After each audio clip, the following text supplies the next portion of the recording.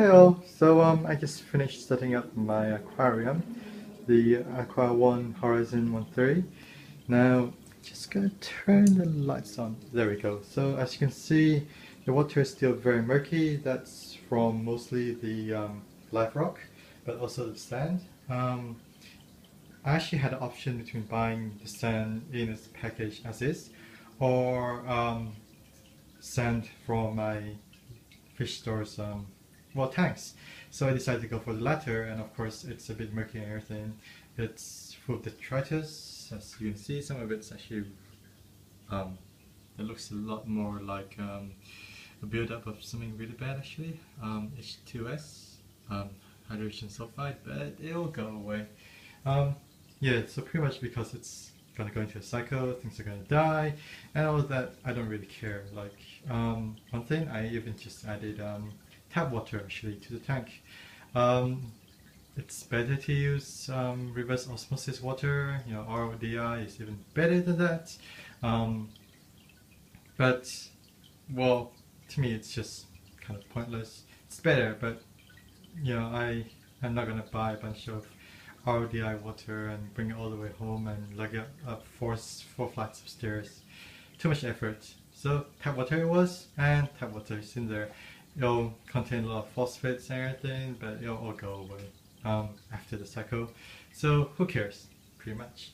Anyway, so just one thing. So that's the filtration system. That's currently running full power, I think. So obviously it's not that great. Not sure if you can see. Yeah, well, you can sort of see, I guess. It is pushing water all the way through towards this end and back. So that actually is pretty good. Like, even though the flow rate itself is, well, pretty much nothing, but it is still pushing water around the entire tank. So as is, it's actually pretty suitable for a marine tank or any sort of inhabitant actually. You just have to place your corals well. Obviously the ones that require high flow will be on this side, the ones that don't require a lot of flow will be on this side. Or you can just leave it blank and have other things there. Or nothing at all, you know, just coralline, algae or whatever. That's cool as well. It depends on what you want to do.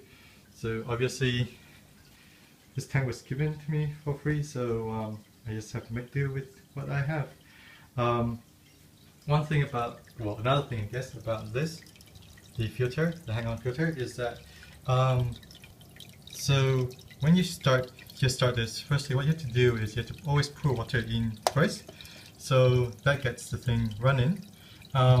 Next up, what you have to do is you have to make sure that there's quite a bit of water first. I think it was about up to there, somewhere roughly 33 centimeters, 34 centimeters from the bottom up. That's where it could actually start sucking the water up through here. Before that, there was a bunch of air in there, and then it couldn't get anywhere past it, and so we couldn't do anything. You can always force water into the pipe itself. It's a lot more complicated than it sounds. Maybe not, depending on who you are. But just fill it up a bit, and that should be fine. Now, I actually filled it up to about the 33.5 centimeter mark with water first, and the live rock and everything added. Now that pushes it up to about 36.5. Come on, there we go, 36.5. So live rock, sand, marine pure, all that added about another 3 centimeters to it. I can't quite remember how much volume that is. 90 by, but it's a 90 by 36 aquarium, so you can just calculate it based on that, and so you can sort of tell how much more volume the live rock and the sand add to it, and also how much less water there actually is in the aquarium itself. 33 centimeters of water in the tank is roughly about 110 liters maybe. So even though the entire volume of this tank, just calculated by the dimensions, is 136 liters, you're only getting 110 liters. So that's a consideration as well. It's about, come on, I'm supposed to be good at math. 80%, yeah, roughly 80% of the total volume, which is water, which is not too bad. I have a marine pure block in the corner here, there. I'm thinking of moving it somewhere else, depending on how conspicuous it looks. Otherwise, the heater is there. Yeah, gonna have to decide what to do with it.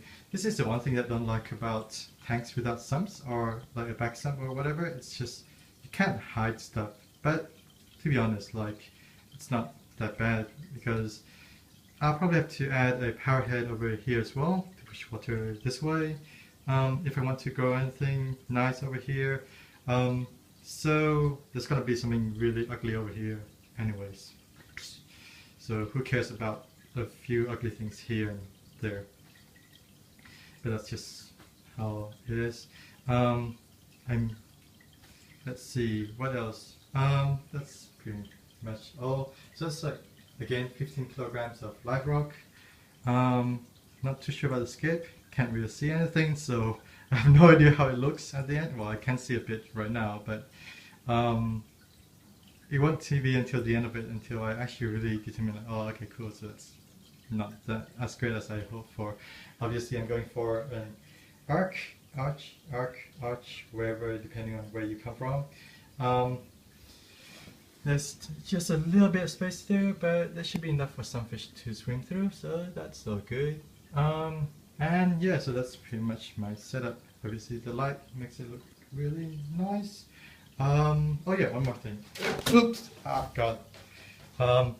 So I have all this stuff here. It looks really ugly. I was gonna have it on the ground, but drip loop, sort of. Basically, you just have to have an area of the wires being lower than that of both where the actual plugs are and those things. Just because in case any water gets onto, say, the light or the filter unit, and the water would then, according to gravity, flow down the wire. And there's always a chance that if you have all the power and adapter and everything down here, then the water would go all the way down there, and you know, water and electricity doesn't really mix. So boom, maybe.